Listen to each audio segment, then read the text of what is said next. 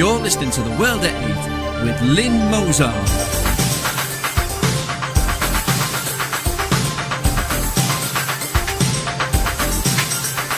The World at 8, the number one in nationalist news. Highlights of the news today, Friday the 6th of December 2013. Gang rape victim fights to get illegal immigrant rapist deported. Lord Bautier accused of spending £600,000 belonging to charity he helped found. UK doctor still practising after child porn convictions. EU countries offered €6,000 per head to take in refugees. Netherlands, new threats against pig wilders. French lower house votes to find prostitutes' clients. Nick Griffin MEP from the belly of the beast. 2,000 mice dropped on Guam by parachute to kill snakes. White Afrikaner group fears genocide upon Mandela's death. Thought for the day, Asian grooming, why now? And finally, an alien being in sea near Bristol. First of all, a message to the plod who shot the poor little heifer that escaped from a field near Portsmouth on Tuesday. You should be bloody well ashamed of yourself, not firing a tranquiliser dart instead. This poor thing was no danger to any of the 3 schools it was apparently heading for. Strange how when it comes to animals and white lawyers, the plods shoot to kill, but when it comes to black Muslim murderers, caught after the very public act of decapitating a white soldier, they shoot the bastard to wound him. We used to have a highly thought of police force, not the laughing stock we have now. UK news. Gang rape victim fights to get illegal immigrant rapist deported. A woman who was subjected to a terrifying gang rape is fighting to get one of her attackers kicked out of the country. Carrie-Ann, who was pinned to a bed, forced to perform sickening sex acts and brutally raped, is scared after being told one of the rapists is being prepared for release from prison. Anwar Ben-Rejab was jailed for 10 years in 2010 for his part in the attack at a Maidenbower flat following a night out in Crawley town centre. Miss Wheatley, 30, receives annual letters from a victim liaison service updating her on Ben-Rejab's situation, and she's just been told he's been moved to an open prison. And despite the length of sentence he was given when jailed, she has been told to expect that he will be released at some point in 2014. Miss Wheatley, who bravely waived her right to anonymity after Ben-Rejab was convicted, is concerned he could use the European Convention on Human Rights to block any move to deport him. World date. That, or just the fact he is a Muslim, could get him financial compensation for his trauma in prison. I'd give him his inhuman rights, okay? Lord Bautier accused of spending £600,000 belonging to charity he helped found. Lord Bautier, who was suspended from the House of Lords following the expenses scandal, has been accused of using more than £600,000 of charity money to fund his own lavish lifestyle. The 81-year-old businessman and former chairman of the Ethnic Minority Foundation has been accused by the charity of using its money to pay for a personal chauffeur, his family's private medical insurance and other inappropriate expenses. It's also alleged that Lord Bautier claimed mileage expenses from the charity for journeys he had already submitted through the parliamentary expenses system. It's alleged between 2009 and 2010 Lord Bautier submitted double claims for mileage on 138 times at a cost of £1,500 to the taxpayer. The allegations were made in a report broadcast on the BBC's Newsnight programme recently. World at 8. It cannot be a coincidence that the term corruption in Asian communities was quickly hidden. Proof of pudding, my friends. UK doctors still practising after child porn convictions. 2 physicians with child porn convictions are among more than 750 physicians with criminal convictions still practising medicine in the UK, the General Medical Council revealed in a Freedom of Information response to The Telegraph. The GMC report revealed that in October this year, 761 doctors with criminal records were considered in good standing. The report said that these doctors cannot be automatically banned from the practising medicine because this might violate their human rights. World date. They still have them then. European news. EU countries offered €6,000 per head to take in refugees. The European Commission is proposing to pay EU countries €6,000 for each UN-registered refugee which they agree to resettle. The idea, announced by the European Commission on Wednesday, 4th of December, is part of a package designed to stop people dying on sea crossings and being exploited by human traffickers. It's aimed at the Syria crisis. Over 2 million Syrians are registered refugees, many of them living in overcrowded camps in Jordan, Lebanon and Turkey. The EU resettled 5,000 of them last year. World at 8. I presume this is being used as yet another hammer to push in immigration to Europe and the UK. Most of these Syrians who are not Christians are obviously on the rebel side, so send them back for Assad to deal with. No surrender on immigration should be our stance in the UK. Netherlands. New threats against pig wilders.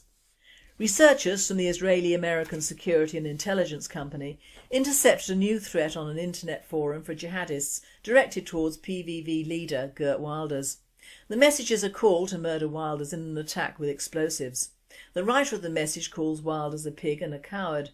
The message was posted in a response to Wilders' recent call to add a text to the flag of Saudi Arabia that reads that Islam is a lie, Muhammad is a criminal, the Quran is poison. Wilders is a frequent subject of threats on internet forums and through email and social media. Just last Friday he tweeted, "After 9 years, sick souls on the internet still give me the creeps." Since the assassination of Theo van Gogh early November 2004, the PVV leader has lived under police protection. On the party's website, Wilders celebrated the fact, "Since that ominous day 9 years ago, I've been forced to live under police protection. I've lived in barracks, jails and safe houses. The threats continue and have robbed me of my privacy and freedom." World at 8. He'll have to live in France with Marine for protection, won't he? French lower house votes to fine prostitutes' clients. The lower house of the French Parliament, the National Assembly, has approved a law imposing a €1,500 fine on those caught paying for sexual services. The bill is expected to go before the upper house for consideration in early 2014. After the bill's passage, it is expected the French members will go to whores in Germany and Switzerland. To avoid the fines, a luxury brothel is opening in a nearby small town of Saarbrücken in Germany. It will be able to accommodate between 50 and 60 women and more than 100 clients, says its future manager, Michael Bertin. "We expect a large number of French customers due to the proximity to the border and also the legislative context in France," says Bertin. Minister for Women's Rights Najat Vallaud-Belkacem, who has pushed for the reform, argues that prostitution in any form is unacceptable and has said the aim of President François Hollande's socialist government was to suppress the trade altogether. World at 8. Oh dear, France will never be the same again. Trust a socialist government and a Muslim woman. It's obviously cheaper for Muslims to abuse children than visit French whores. Today, instead of welcoming our dear Nick Griffin MEP, I'm afraid he's broken down on the M25. So instead, we have a treat of the cultural nirvana from Imna Kafar. Nirvana. From watching the telly, you would never comprehend the real situation in this country. We live in a situation approaching nirvana. This is, in Hinduism, Buddhism and Jainism, the attainment of enlightenment and the freeing of the spiritual self from attachment to worldly things, ending the cycle of birth and rebirth. However, the truth is quite the opposite. The adverts and posters on both the TV and generally depict a shiny world of new inventions and nice new electronic toys you can buy. Cars, paint and gadgets to keep your house nice and clean and tidy. A wonderful multicultural world where nice white girls marry nice black or Asian guys and they are wildly in love with plenty of money, nice jobs and wonderful holidays. Their children are multiracial, their parents are multicultural and fully in tune with these great concepts and invite us to join them on this utopian adventure. How nice of them. Then we have the mindless walls giving their opinions on morning breakfast shows on any range of topics. These people are completely switched off to any form of reality that does not support their shallow and limited understanding of reality. But they dress nicely, are polite and also PC and multicultural. In effect, they are supposedly how we should all be. They are shining examples to the great unwashed and those who do not share their views because they are supposedly too stupid to understand the big picture as they do. This is never stated for obvious reasons, as it may offend viewers, but the implications are obviously there. The politicians are looked on with some disdain, but at the same time those showing this disdain share their basic views most of the time, but make a good show in not displaying it. The interviewers know which side their bread is buttered on and make good actors in a political pantomime. The BBC definitively knows which side his bread is buttered on and is the puff pastry of journalism.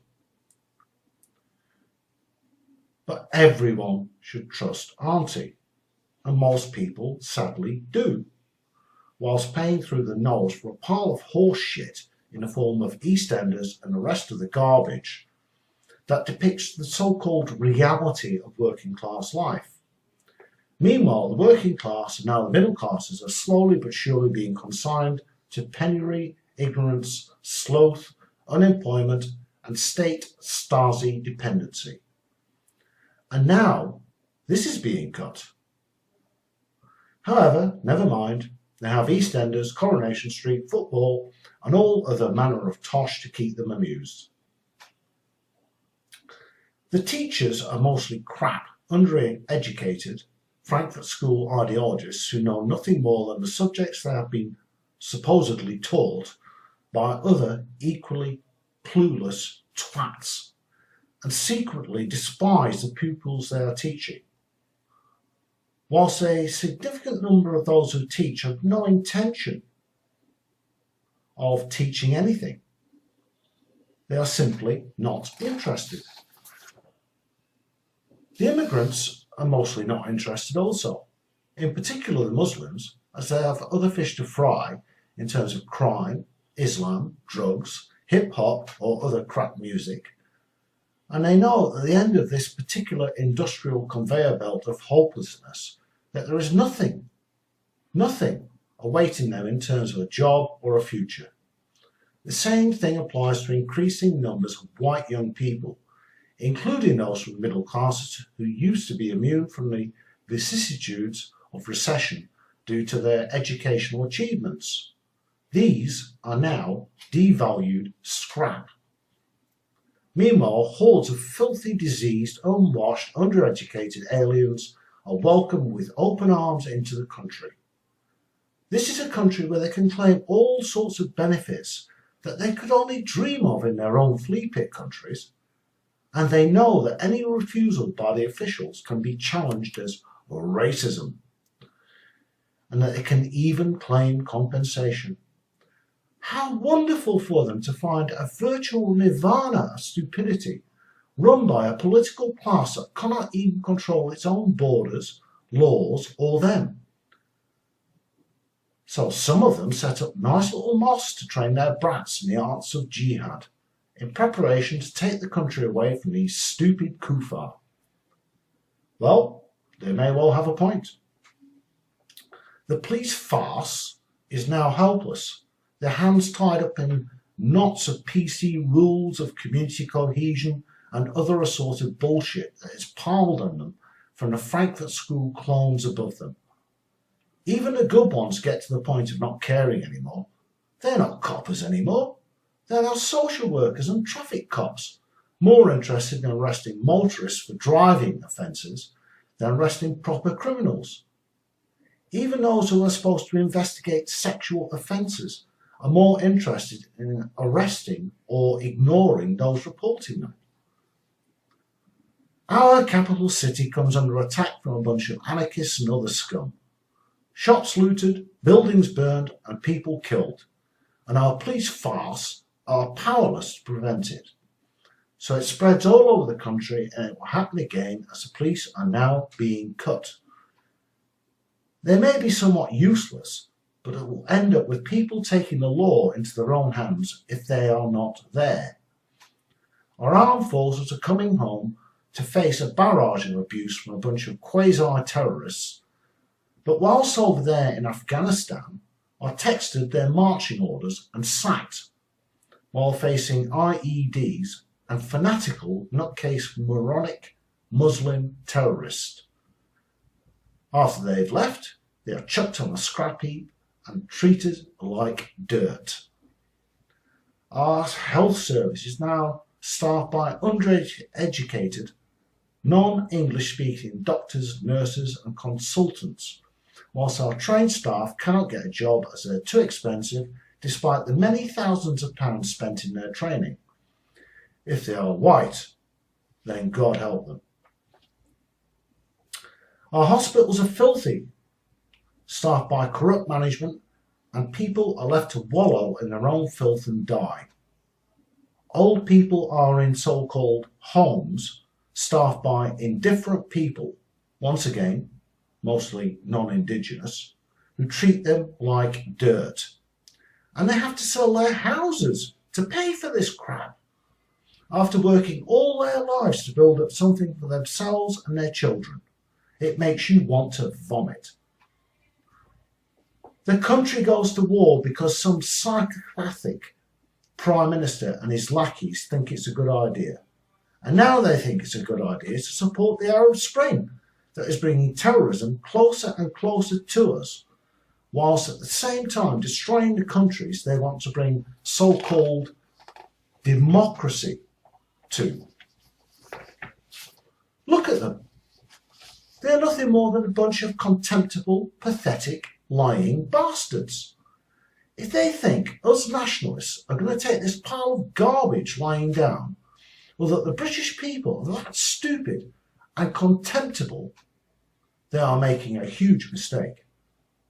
After the next terrorist attack, or huge implosion in a financial system, or both, they will get a very nasty surprise. It's time we as a nation said, we have had enough, and mean it. Thank you very much, Imna Kafar. Lovely. World news. 2,000 mice dropped on Guam by parachute to kill snakes. They floated down from the sky Sunday, 2,000 mice, wafting on tiny cardboard parachutes over Andersen Air Force Base in the US territory of Guam. But the rodent commandos didn't know they were on a mission to help eradicate the brown tree snake, an invasive species that has caused millions of dollars in wildlife and commercial losses since it arrived a few decades ago. That's because they were dead and pumped full of painkillers. The unlikely invasion was the fourth and biggest rodent air assault so far, part of an $8 million US program approved in February to eradicate the snakes and save the exotic native birds that are their snack food. World at 8. Can someone tell me how a dead mouse filled with painkillers is going to kill a snake? Am I missing something here? Painkillers? You need arsenic, don't you? White Afrikaner group fears genocide upon Mandela's death. With Nelson Mandela's death, it is appropriate to revisit a Russia Today article from October. A section of the white population in South Africa is preparing for the worst scenario in case ageing former South African President Nelson Mandela passes away. The National Evacuation Plan over possible genocide was drafted almost a decade ago. Since Mandela was elected South Africa's first black president in 1994, after spending 27 years in prison for actively opposing the segregationist policies of apartheid in the country, Afrikaners say over 3,000 white farmers have been murdered in revenge for the suppression enforced by its own national party. Afrikaners say the government has never shown much desire to investigate these deaths. There are around 3 million Afrikaners across South Africa who are descendants of primarily Northern Europeans who arrived in the country 3 to 4 centuries ago. Last year, South African President Jacob Zuma antagonised Afrikaners when he sang a song referencing revenge against whites in a public sing-along. "You are a Boer, white man, we are going to hit them," Zuma sang with a group. Genocide Watch, an organisation that analyses conditions around the world that could result in mass murder, puts Afrikaners' risks of slaughter at level 6 or preparation stages, one level away from killings. World at 8. This is not a reflection on Mandela, it is a reflection that with his passing, South Africa will more strongly follow the path of Mugabe's Zimbabwe. Do a search and have a read on frontpagemag.com of Nelson Mandela 1918 to 2013, which starts with Mandela began as a terrorist and never turned his back on monsters like Arafat and Castro, whom he considered brothers in arms. Thought for the day: Asian grooming. Why now? Huddled amidst the full-page spreads on the economy and Nigella and the up-and-coming sainthood of Mandela, terrorist supreme, who, if he'd been put in a Nigerian jail, would not have survived 20-odd minutes, the disgusting so-called bringing to justice the soldier accused of killing, which is what soldiers are supposed to do, the murderers of Lee Rigby who only admit to possessing a firearm but not murder, the floods likened to the ones that did for humankind whilst Noah straddled the waves with all his animals, to the £36,000 swindle on an Asian singles site. There is a small half a column at the bottom of page 45 and is titled thus: Call to tackle rise of Asian child sex gangs. I can hear the groans from down here with this one. There's been a flurry on various websites about Sharia and Asian grooming gangs, and this has been taken up by Detective Chief Superintendent Darren Best after a case at the Teesside Court in which Muslims were convicted of using Facebook and Blackberries for grooming children as young as 13 for sex. Just listen to what this plod says. Child exploitation is not a crime committed by one ethnic minority group. It is fair to say that the biggest offending group when it comes to CSE is white males. However, there does seem to be a worrying trend in relation to the number of cases involving Asian males, and that needs to be addressed. I'm just going to heave. What about you? This realisation of what is right, not, has come after public officials, plods, have been warned to stop tiptoeing around race when tackling child sex gangs. But that didn't stop them over the last 30 years from totally ignoring any reports or statements over years and years of child sexual grooming and abuse in places like Liverpool, Sheffield, Manchester and Birmingham, all heavily enriched Pakistani Bangladeshi communities or ghettos. Or rather, as we must all apparently acknowledge Mandela and his terrible family as the second comings, we must now all refer to those communities as Asian. As you know, I and the British National Party and Nick Griffin have been onto these nasty escapades since 2003. But have the great British public listened? No, it was a problem of the North, so really didn't touch London or the South for many years, and of course it was us being racist. Twaddle. If it hadn't been for us, there would have been no TV programmes and the whole subject would have remained buried, as indeed it was for nearly 30 years. And it wasn't until I went to Liverpool that I heard from the horse's mouth that the tales of sexual abuse as it was thought of then, or just plain rape, that abounded in certain non-Muslim communities, living side by side with mainly Muslim ghettos nearby, or at least sharing a small or large town and schools. Now, apart from the crime of the police first of all ignoring this crime for donkey's years, we then had the problem of the plods being told not to worry the so-called Asian communities, or rather secretly the Muslim communities, as even then they knew, as we did, it was mainly a Muslim crime. And we still have it, as in that statement, Asian, not Muslim. Even now they are too frightened of reprisals if Muslim homes are raided or inspected, or even their sons, fathers and uncles questioned. Which is ridiculous in a small country with an ever-growing Muslim presence, an ever-growing radicalisation and an ever-growing problem with their menfolk and underage girls from non-Muslim families. When will the authorities admit it is a Muslim problem, or rather our problem with a portion of their culture? Put that along with the wall-to-wall mosques, schools, businesses, land and house grabbing and breeding, and sooner or later, but more sooner I believe, our problems with the Muslims will reach a point where even the police cannot ignore it.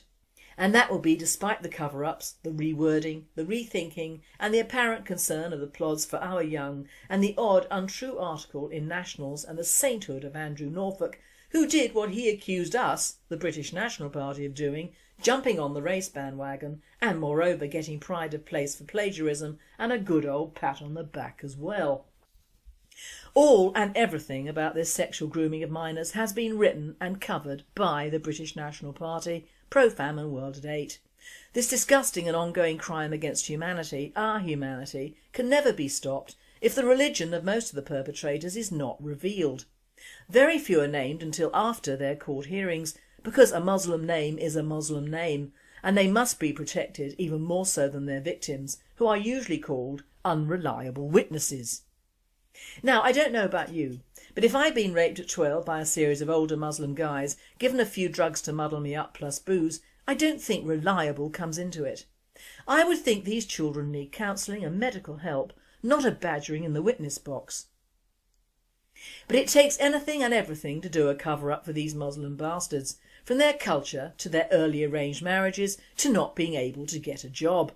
So they get all the court sympathies whilst the poor kids get zilch and, note, fewer sentence for rape of a minor, and none of the children or their parents get any sort of financial increments from these courts. One of the prime ways to halt or at least reduce these cases and increase the reportings of such is financial, pure and simple. When these gangs have been tried and found guilty, a separate hearing or a civil hearing should be brought against the men and their families for compensation for the child's damage, both physical and mental. Where do you strike a Muslim? Like the Chinese, in the pocketbook. Very young girls, although starting to think the attention is a laugh, are told from the beginning not to tell their parents or something nasty will happen to them. What is this but sexual blackmail? And blackmail is punishable by hefty fines as well. So to apply the law in its fullest sense is, I believe, one of the answers we need to employ in our soft towards Muslim judicial system.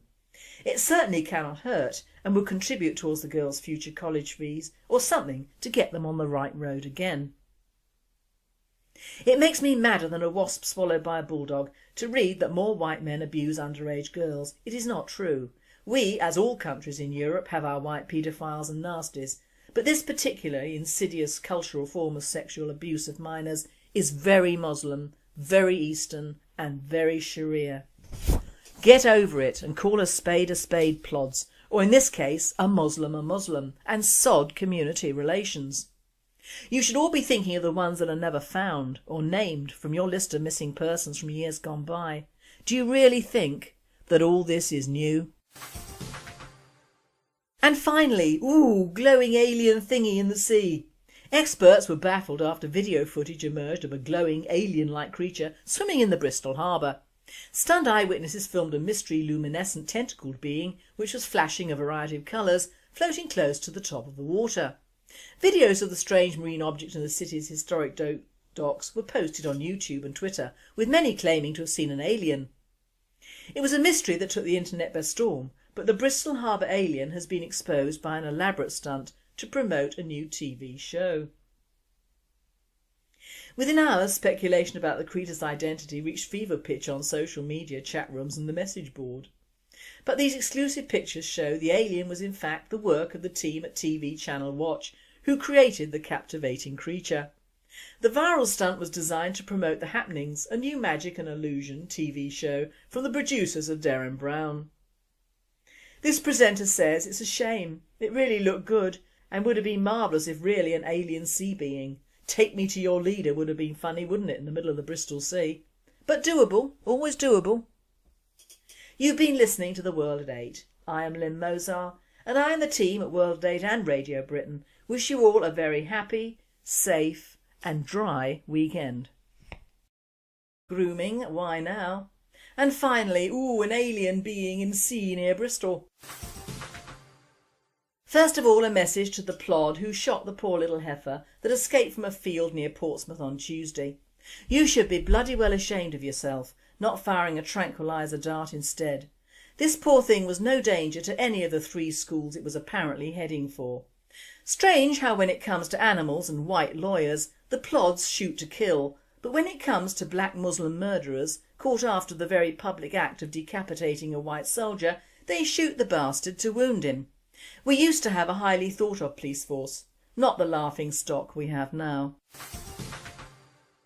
UK news. Gang rape victim fights to get illegal immigrant rapist deported. A woman who was subjected to a terrifying gang rape is fighting to get one of her attackers kicked out of the country. Carrie-Ann, who was pinned to a bed, forced to perform sickening sex acts and brutally raped, is scared after being told one of the rapists is being prepared for release from prison. Anwar Ben-Rejab was jailed for 10 years in 2000, accused by the charity of using its money to pay for a personal chauffeur, his family's private medical insurance and other inappropriate expenses. It's also alleged that Lord Boutier claimed mileage expenses from the charity for journeys he had already submitted through the parliamentary expenses system. It's alleged between 2009 and 2010 Lord Boutier submitted double claims for mileage on 138 times at a cost of £1,500 to the taxpayer. The allegations were made in a report broadcast on the BBC's Newsnight programme recently. World at 8. It cannot be a coincidence that the term corruption in Asian communities was quickly hidden. Proof of pudding, my friends. UK doctors still practising after child porn convictions. 2 physicians with child porn convictions are among more than 750 physicians with criminal convictions still practising medicine in the UK, the General Medical Council revealed in a Freedom of Information response to The Telegraph. The GMC report revealed that in October this year, 761 doctors with criminal records were considered in good standing. 10 for his part in the attack at a Maidenbower flat following a night out in Crawley Town Centre.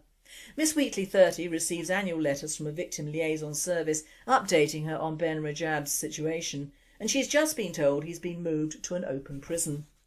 And despite the length of sentence he was given when jailed, she has been told to expect that he will be released at some point in 2014. Miss Wheatley, who bravely waived her right to anonymity after Ben-Rejab was convicted, is concerned he could use the European Convention on Human Rights to block any move to deport him. World at 8. That, or just the fact he is a Muslim, could get him financial compensation for his trauma in prison. I'd give him his inhuman rights, okay? Lord Boutier accused of spending £600,000 belonging to charity he helped found. Lord Boutier, who was suspended from the House of Lords following the expenses scandal, has been accused of using more than £600,000 of charity money to fund his own lavish lifestyle. The 81-year-old businessman and former chairman of the Ethnic Minority Foundation has been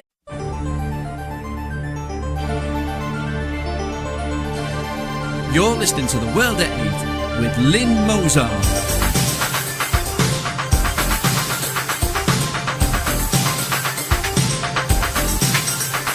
The World at 8, the number 1 in nationalist news.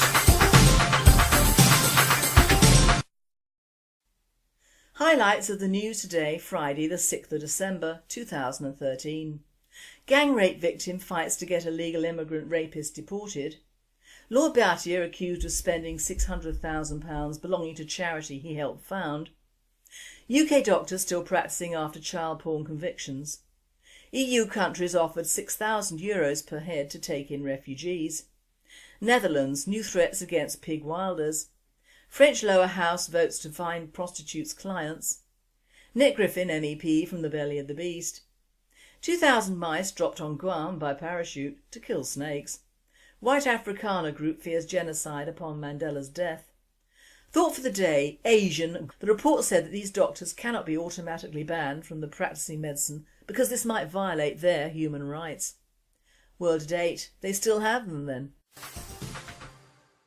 European news. EU countries offered €6,000 per head to take in refugees. The European Commission is proposing to pay EU countries €6,000 for each UN-registered refugee which they agree to resettle. The idea, announced by the European Commission on Wednesday, 4th of December, is part of a package designed to stop people dying on sea crossings and being exploited by human traffickers. It's aimed at the Syria crisis. Over 2 million Syrians are registered refugees, many of them living in overcrowded camps in Jordan, Lebanon and Turkey. The EU resettled 5,000 of them last year. World at 8. I presume this is being used as yet another hammer to push in immigration to Europe and the UK. Most of these Syrians who are not Christians are obviously on the rebel side, so send them back for Assad to deal with. No surrender on immigration should be our stance in the UK.